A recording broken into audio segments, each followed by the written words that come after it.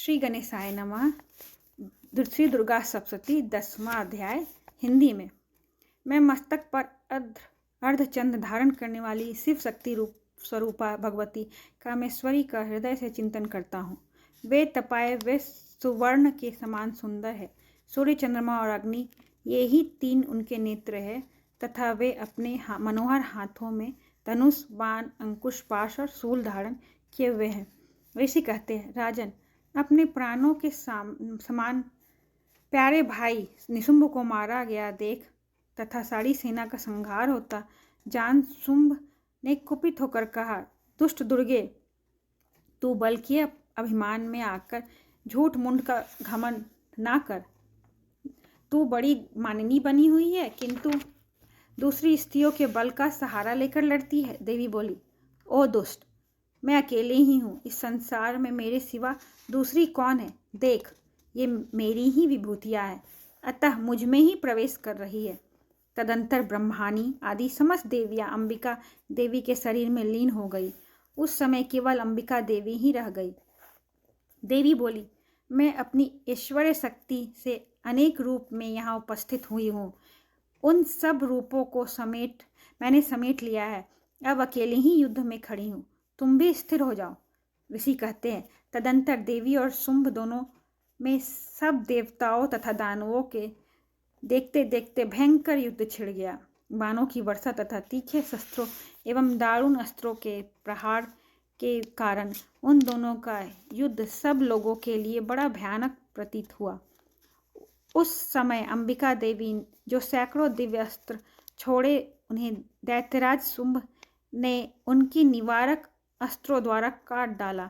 उसी प्रकार शुंभ ने भी जो दिव्य अस्त्र चलाए, उन्हें परमेश्वरी ने भयंकर हुंकार शब्द के उच्चारण आदि द्वारा खिलवाड़ में ही नष्ट कर डाला। तब उस असुर ने सैकड़ों बाणों से देवी को आच्छादित कर दिया। यह देख क्रोध में भरी हुई उन देवी ने भी बाण मारकर उसका धनुष काट डाला। धनुष कट जाने पर फिर दैत्यराज ने शक्ति हाथ में ले ली, किंतु देवी ने चक्र से उसकी हाथ की शक्ति भी काट गिराया।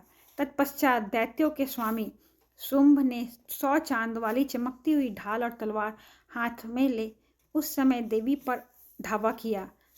उसके आते ही चंडिका को अपने धनुष से छोड़े हुए तीखे बाणों द्वारा उसकी सूर्य की किरणें के समान उज्ज्वल ढाल और तलवार को तुरंत काट दिया। फिर उस दैत्य के घोड़े और सारथी मारे गए। धनुष तो पहले ही कट चुका था। अब उसने अंबिका को मारने के लिए उद्दत को भयंकर मुदगर हाथ में लिया।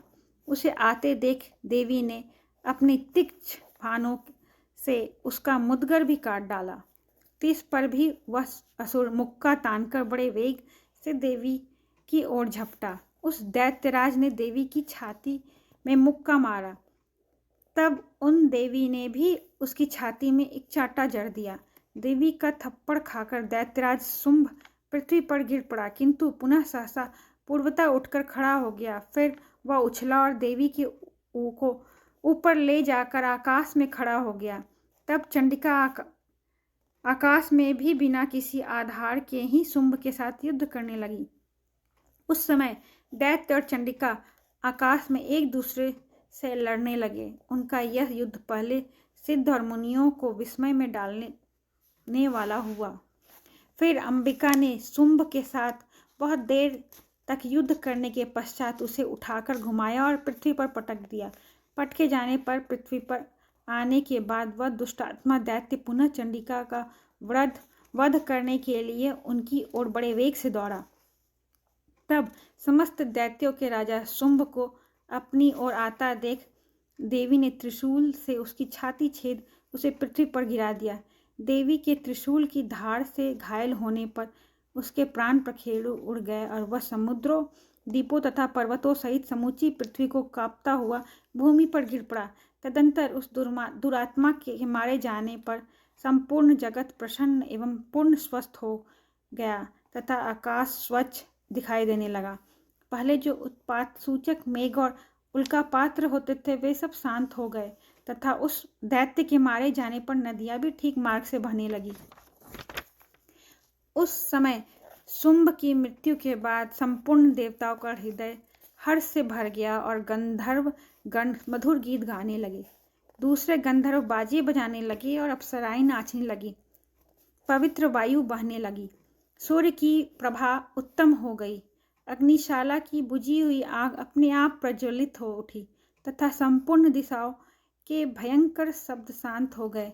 इस प्रकार से मार्कंडेय पुराण में सर्वणिक मनवंतर की कथा के अंतर्गत देवी महात्म्य में शुंभ वध नामक 10वां अध्याय पूरा हुआ।